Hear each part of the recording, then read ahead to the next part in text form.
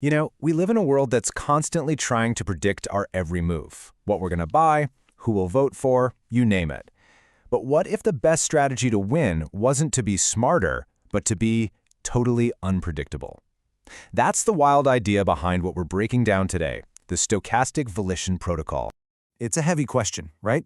But think about it.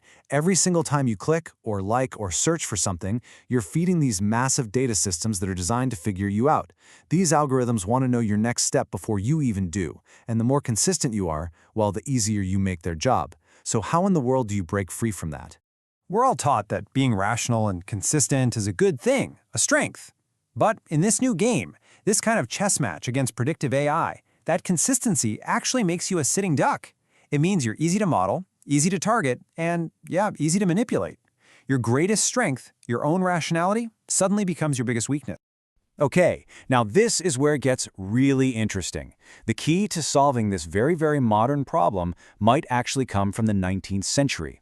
To get it, we have to go back in time, to the brilliant, kind of gloomy mind of the Russian novelist Fyodor Dostoevsky and his famous work, Notes from Underground. So Dostoevsky argued that people are not piano keys. We're not these simple instruments that will just play a predictable note every time we're struck. He believed that a person might do something completely irrational, something totally against their own best interest, for one reason and one reason only, just to prove they have free will, to prove they're not just some cog in a giant machine. And this defiant, chaotic spark, well, that's at the very heart of this entire strategy. So, how do we get from a 19th century philosophical insight to a real modern-day framework?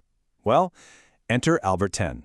He's the one who took Dostoevsky's big idea about human defiance and evolved it into a concrete strategy for our age of AI. He created a formal protocol designed specifically to fight back. The Stochastic Volition Protocol, or SVP for short, isn't just about, being random for the sake of it. No, it's a very precise application of game theory. The whole goal is to use calculated randomness to make your opponent, whether that's a stock market algorithm or a corporate rival, second-guess absolutely everything it thinks it knows about you. All right, so how does this actually work in the real world? It's not nearly as abstract as it sounds. Tan actually lays out a super clear two-step playbook for what he calls strategic irrationality. First, you do exactly what the algorithm expects you to do. You establish a rational, predictable pattern. You basically let it study you, model your behavior, and get really confident in its predictions about you. And then, at the perfect moment, you hit it with step 2, the volition spike. This is a sudden, high-risk, completely illogical move that just shatters the pattern you so carefully create. And the effect of this? Oh, it's immediate, and it is powerful. That volition spike completely scrambles your opponent's predictive models. It forces a hard reset on their Bayesian priors, which is just a fancy way of saying the core assumptions their entire algorithm is built on. It forces the machine to stop, to hesitate, because its certainty about who you are and what you'll do next has just been completely destroyed. You've basically become a ghost in the machine. But why would you go through all this trouble? What's the end game here? Well, this isn't just about winning a single game or outsmarting some trading bot. The purpose is so much bigger. It's really about maintaining your own control in a world that is desperate to take it away. Albert Tan just puts it perfectly here. He says the algorithm, the system, expects you to maximize profit or efficiency. That's the standard playbook. But the SVP, it flips that whole idea on its head.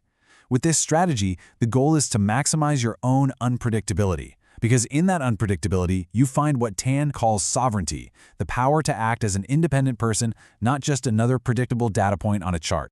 And let's be absolutely clear about this. This is not a call for mindless chaos, not at all. You could think of it as the weaponization of chaos.